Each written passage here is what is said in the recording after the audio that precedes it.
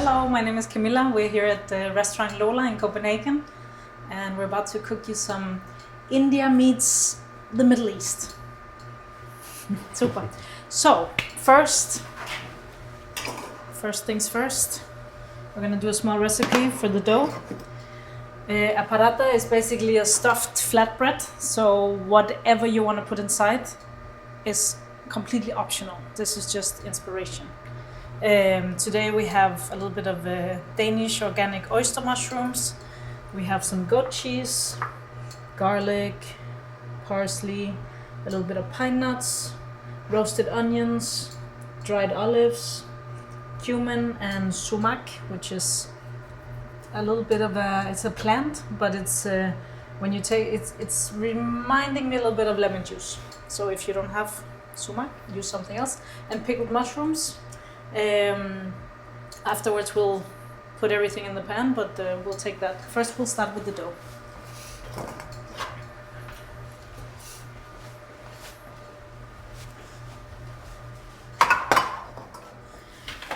Super simple dough. This is just regular AP flour.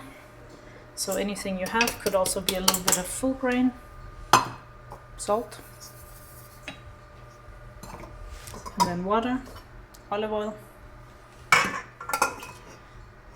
This is the kind of dough that if you make a hole in it or you break it a little bit, you just put it back together. It's like Play-Doh.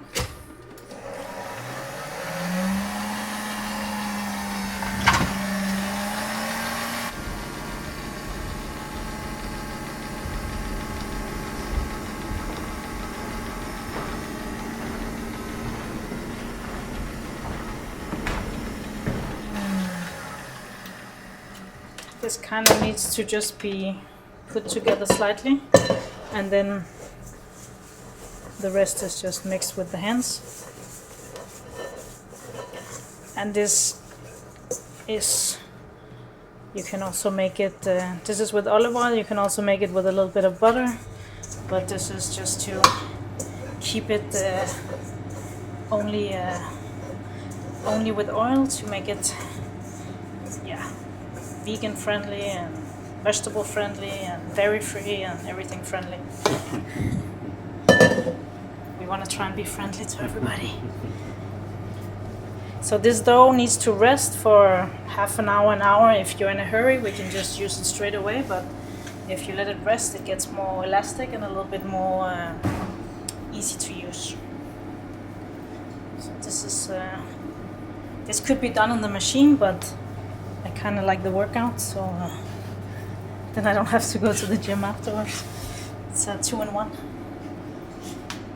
All right. So no more exercise needed. This just needs to come together like this, and then we let it rest for half an hour.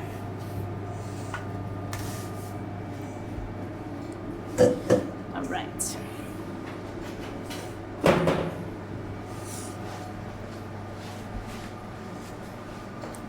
So just to make sure it doesn't dry out, we'll just cover it with a cloth or cling film or whatever, just to keep the surface moist. What we have here is a medium warm pan, a little bit of ghee. This is just clarified butter. Could be olive oil, could be normal butter, could be anything to fry in, and then a little bit of regular butter. I like this mix because you have this makes sure we can get a high temperature because it doesn't brown or it doesn't blacken or anything, and the regular butter gives it a little bit of caramelization. So the mix is optimal. Here we have a little bit of dried black olives. This could be fresh olives, just regular, it could be green, it could be anything. What we're looking for here is a little bit of the umami, because the mushrooms can be a little bland and not so, flavorful. If you're using different mushrooms, chanterelles, whatever, there's more flavor. But the oyster mushroom is a little bit neutral. So this is just to give it some punch. I'll turn this up a little bit. And then the mushrooms, they're always happier when they're just kind of torn instead of being cut with a knife. So it doesn't throw as much water out as if we slice it. So then we just dump these babies in. And this could be anything. This could be chicken, this could be meat, this could be different vegetables. It's also a very seasonal dish. You can put anything in you want, which makes it easy. I also, as I said, the dough is very friendly. It's almost like Play-Doh. So if you want to make it beforehand, put it in the freezer and keep it for when you suddenly have guests that you weren't expecting, or you don't have time to make dinner. It will also be there for you. We'll just let this sear, and then I'll give it a little bit of garlic. And if any of the ingredients here you're like, oh, I don't know where to get it, or I don't like garlic or whatever, this is more of an inspiration to what you can do, but you can put anything in you like. Maybe you also have a casserole from yesterday that you want to add.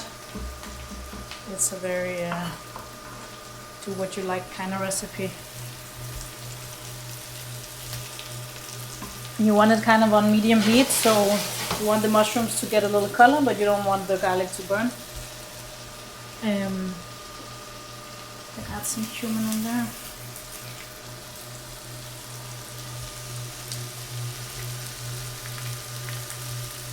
Just to get the perfume. Unfortunately, aromas are not on camera, but it smells good in here.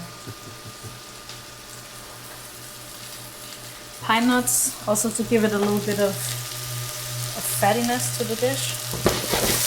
This could be hazelnut, it could be something different, but this is very creamy and very much in the spirit of the Mediterranean, Middle Eastern kitchen.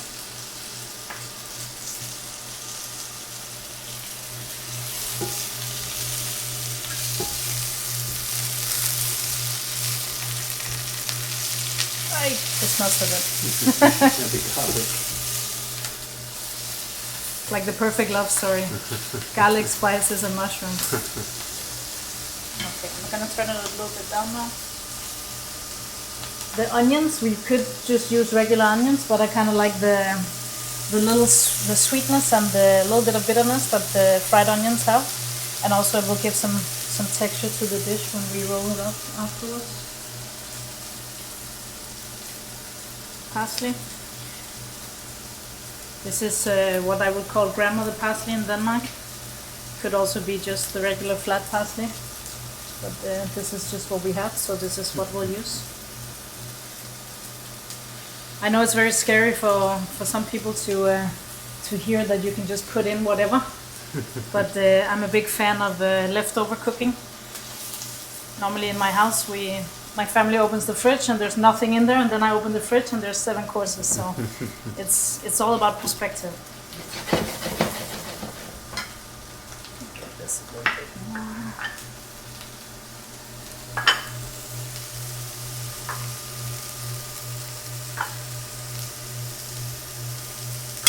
It shouldn't be greasy, but it shouldn't be dry either. Now we're just gonna.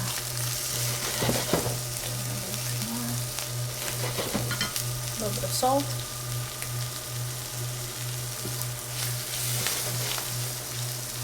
And then we'll do a little bit of the sumac. This could also be lemon juice, lemon zest. This is pretty acidic, so it's just to lift the dish a little bit so it doesn't get too anonymous and too fatty.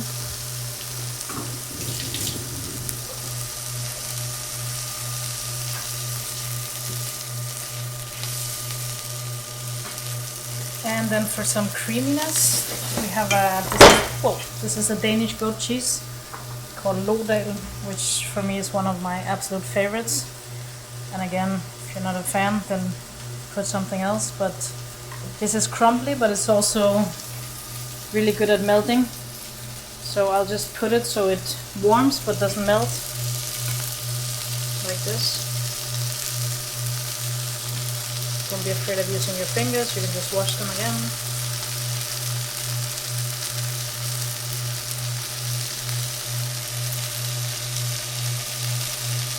And then I'll turn off the heat.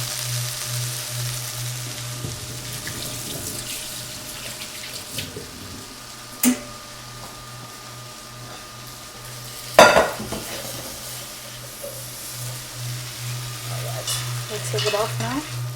Let it cool slightly and then we'll taste it for salt and acidity. And then we're pretty much ready to fill our paratas. Alright.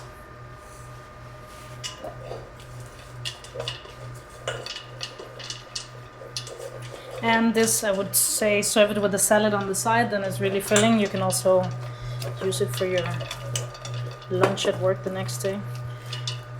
You see how it's the parts that are melting are kind of making a little creaminess around the mushrooms, and the rest are still in chunks, so you're still gonna get a really nice bite. So this is best to cool down slightly before you fill the paratas, then it's easier to work with afterwards. Alright, then we have our dough. This is the good thing about induction, you can just keep working on top of it, you don't have to change table. Okay, so now we have our dough. Just gonna give it a little bit more of a mix.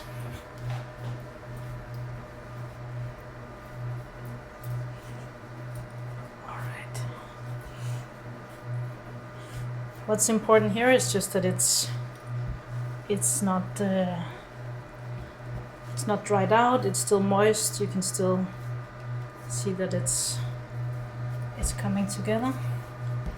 And then you can, if you work in a restaurant, you'll shape it out into perfect 30-gram little balls, but if you're not, then you just grab an appropriate amount.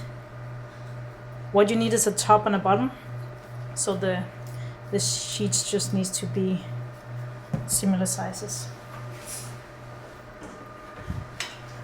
And this is again a very easy dough to handle, so it's also good for kids. It's easy to make if your family cooking dinner together, because if it ends up looking weird, it doesn't matter, because it tastes delicious and it doesn't have to be perfect.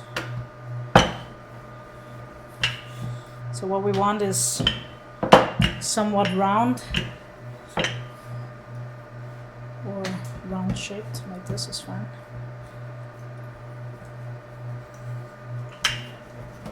And then we'll put the filling in the middle and fold it up like a Latin American grandma making empanadas.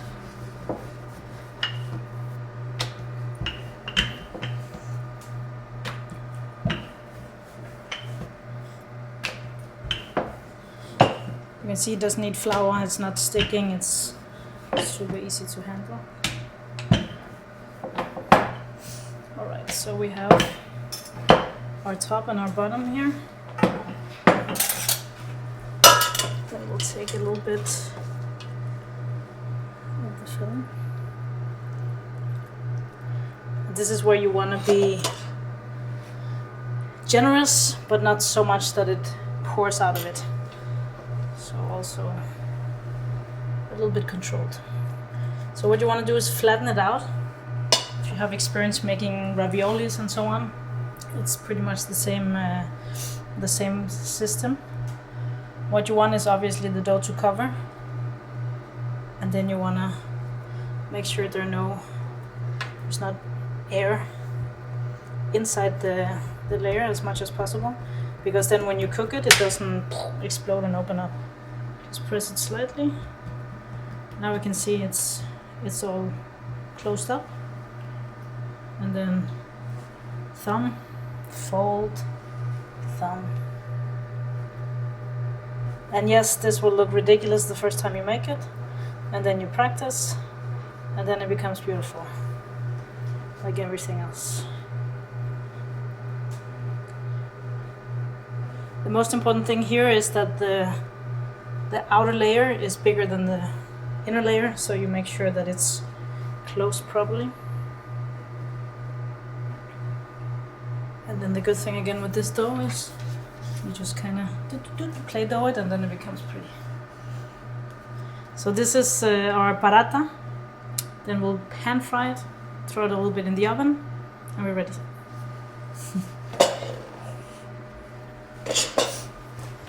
So now we're gonna cook our little paratha. And what I'm using here again is ghee because we have it in the kitchen, but it could also be olive oil or grapeseed oil or any frying adequate oil. Start it at medium heat because you want to get it a little bit golden and brown before you finish it in the oven. So pretty much the end color that you have in the pan is what's going to be the end color when you serve it. It's not going to take a lot of color in the oven. So start it out there.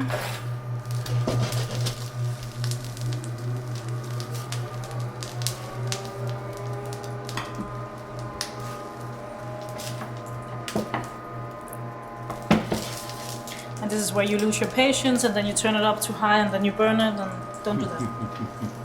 Just be patient.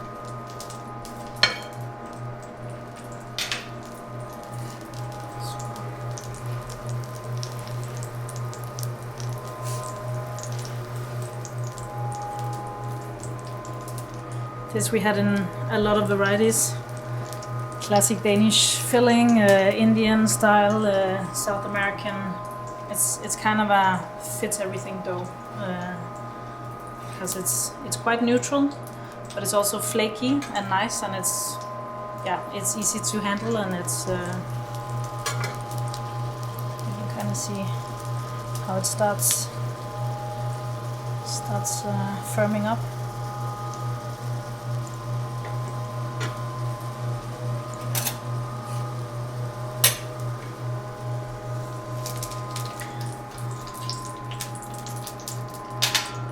What we want to make sure is also that, because the braiding is obviously, the dough is thicker in the braiding, so give it a little bit of bashing of the oil or butter, so we don't have cooked top and bottom and then raw circles.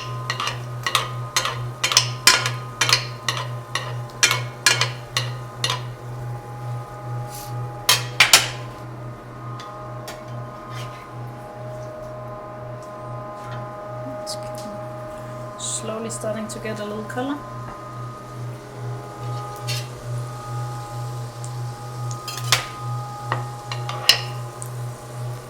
You can take it almost like a little bit of shallow frying here. Make sure the crust gets some color. This is also, if you're doing 20 and you have guests, this is maybe not the way to do it. Now I'm just being chefy about it because I can.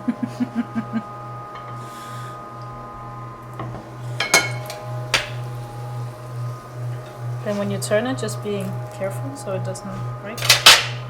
And now we can see it's starting to firm up on the sides as well. That's really too far down.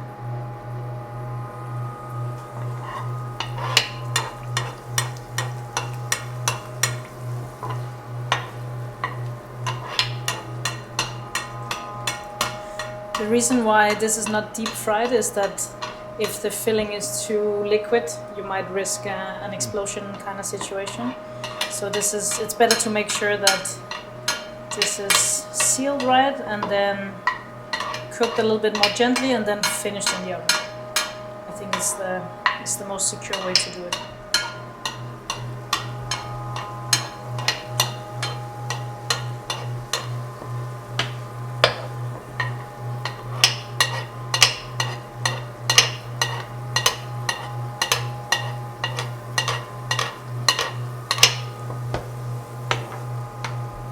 Now you can see it's kind of puffing up here because the steam from the cooking of the filling is starting to cook the paratha from the inside, which means we're on the right path.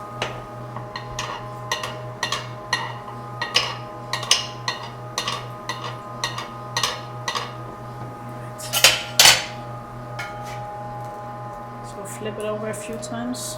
Now we're getting the right color here.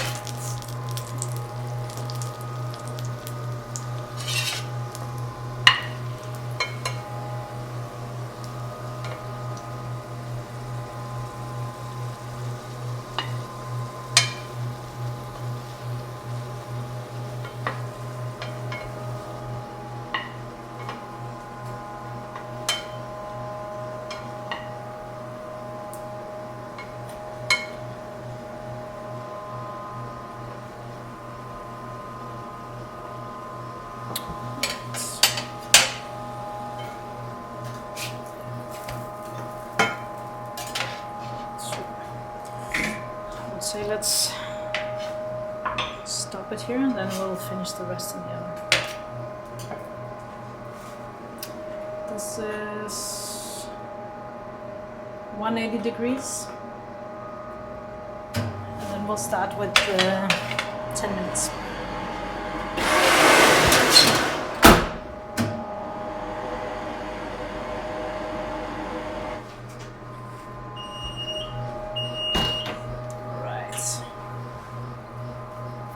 This looks lovely.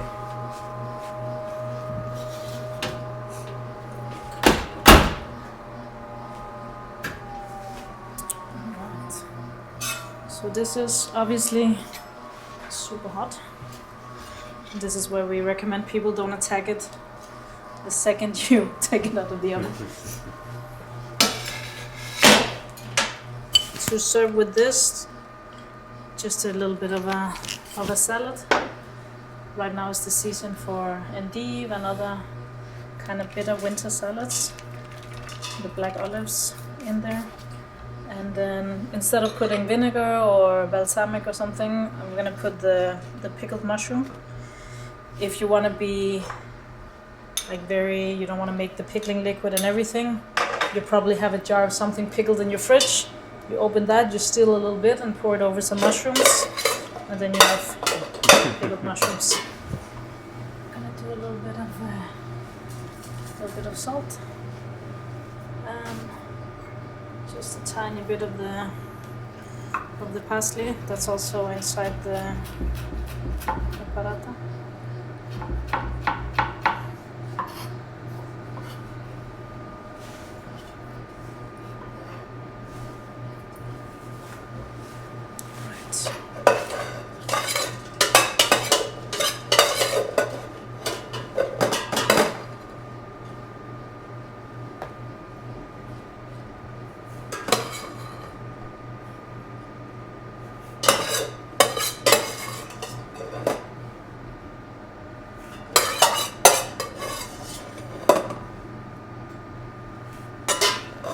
All right.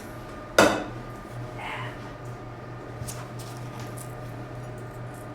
little bit of flaky salt for crunch.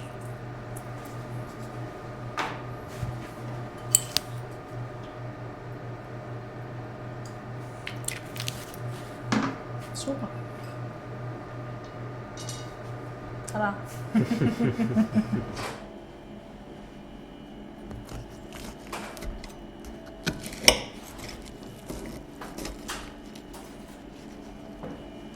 Am I done in these clothes, or What? do you have any more filming? No more filming. Okay, then I'll keep You've this. done, yes. Yeah, very nice, very nice. Thank you. Very simple. Don't judge me.